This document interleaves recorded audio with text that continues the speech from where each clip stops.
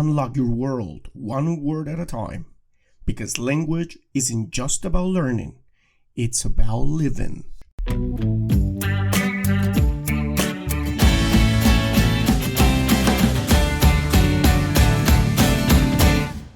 Let's get started.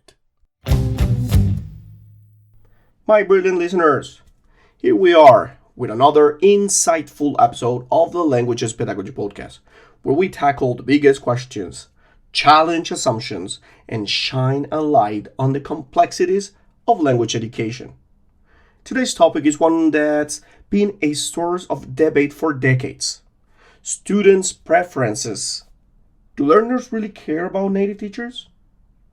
In this episode, we'll go beyond the surface to analyze, first, what students actually think about native versus non-native teachers. Second, the role of cultural, social, and institutional influences in shaping these preferences. Third, insights from research, studies, and surveys on students' attitudes. And fourth, how teachers, both native and non-native, can address these perceptions. This isn't just about presenting data. It's about exploring the human side of education, the stories behind the statistics and the societal norms that influence how students perceive their teachers. So, grab your favorite drink, settle in, and join me for an in-depth, enlightening journey into what students truly value in their language learning experience. Audio Jungle.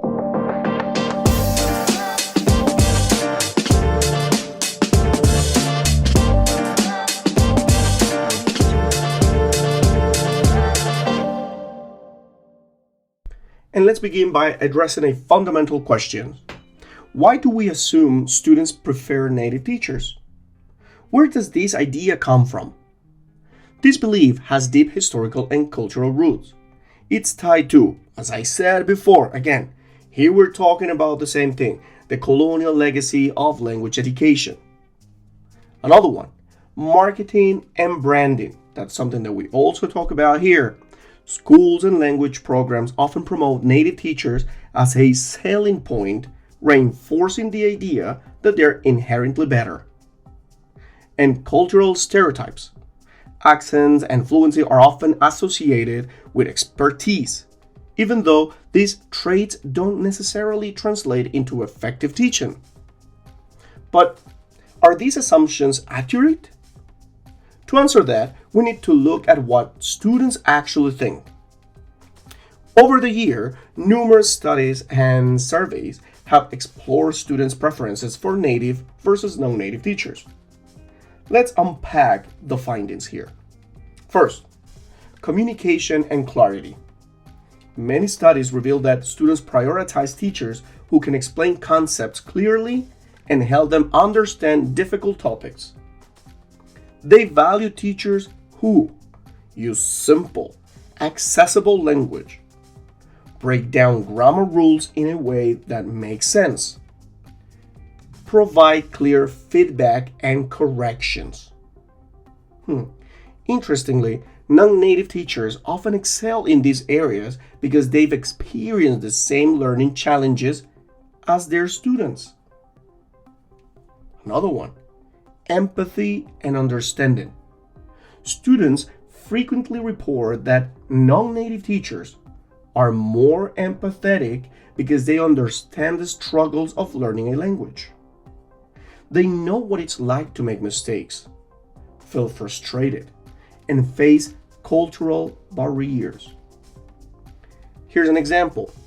A 2020 survey of English learners in Southeast Asia found that 67% of respondents felt more comfortable asking questions and admitting confusion to non-native teachers. Interesting, right? Another one, pronunciation and speaking practice. When it comes to speaking and pronunciation, some students express a preference for native teachers. They believe that learning from a native speaker will help them develop a correct accent. However, This preference often depends on the student's goals. Okay?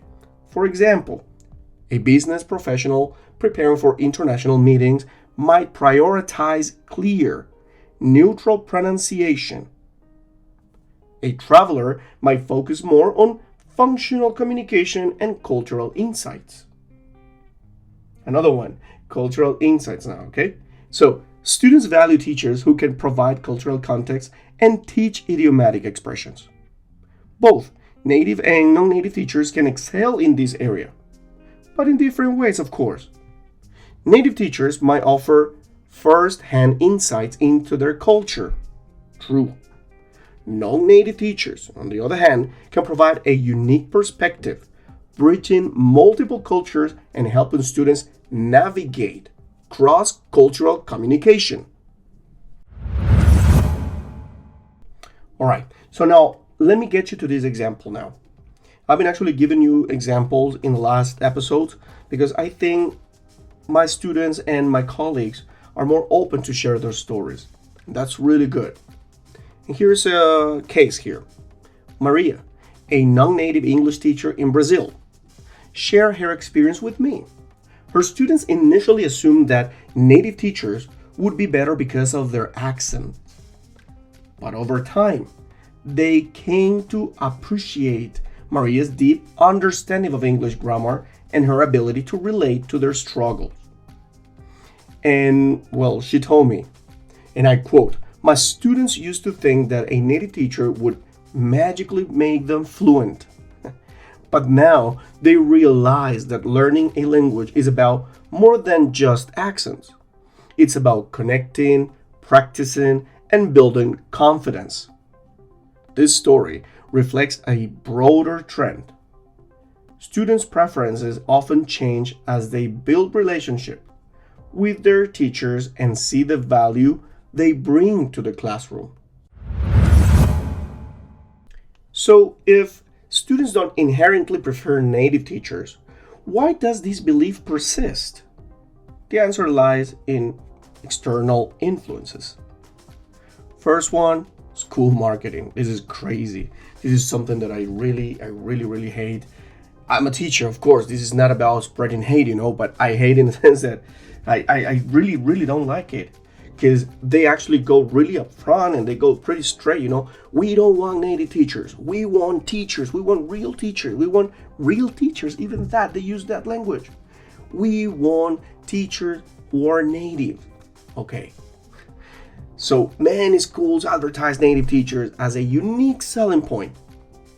They create promotional material emphasizing native accents and cultural authenticity, shaping students' expectations before they even enter the classroom.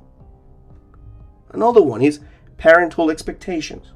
In some cultures, close to the Asian, I would say, in Asia, parents equate native speakers with quality education. They might push schools to hire native teachers or request them specifically for their children. Another one, it's media and pop culture. Movies, TV shows, and social media often depict native speakers as the ideal language models. This creates subconscious biases in learners. Another one, social norms. In some regions, speaking with a native-like accent is considered a status symbol. Students might feel pressure to prioritize accent over fluency or communication skills. And now that we understand the factors influencing students' preferences, let's explore how teachers and schools can use this knowledge to create better learning experiences. First of all, focus on building trust. Teachers should prioritize building strong relationships with their students.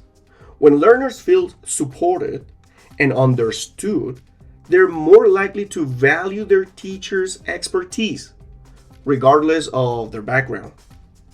Second, promote teacher diversity. Schools should highlight the strength of both native and non-native teachers in their marketing materials. It's easy, right? By showcasing a diverse teaching staff, they can challenge stereotypes and broaden students' perspectives. Third, educate parents and students. Schools should run workshops or seminars to help parents and students understand what makes a great teacher. Emphasize qualities like empathy, communication skills, and teaching experience. Fourth, encourage peer learning. Pair students with both native and non-native teachers can help them see the benefits of each perspective. For example, a native teacher might focus on conversational skills while a non-native teacher provides grammar support.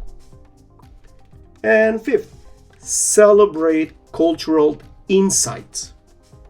Teachers should integrate cultural lessons into their classes, showing students that language is about connection, not perfection. And as we wrap up this episode, I hope you've gained a deeper understanding of what students truly value in their language teachers. The myth that students only prefer native speakers is just that, a myth. What they really want are teachers who care, connect, and inspire them to grow.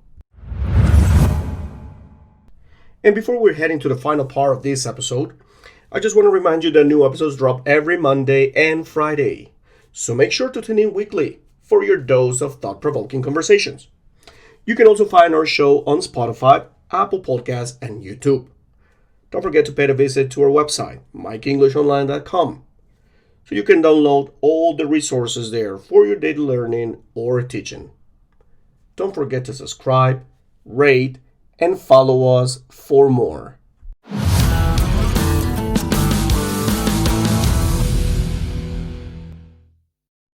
And thank you for joining me on this journey. Let's continue to challenge assumptions, celebrate diversity, and create classrooms where every teacher's voice is valued. Until next time, stay curious, stay compassionate, and remember, great teaching transcends borders.